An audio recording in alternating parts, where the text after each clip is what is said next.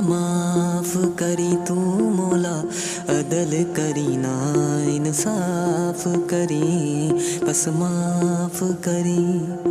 माफ करी तू मौला, माफ करी तू मौला, अदल करी ना इंसाफ करी, बस माफ करी। माफ करी तू मौला, माफ करी तू मौला, अदल करी ना इंसाफ करी, बस माफ करी। ना मैं अमल कमावा, ना मैं फर्ज निभावा, पल्ले गुर कोई ना जदों सोचा शर्मावा।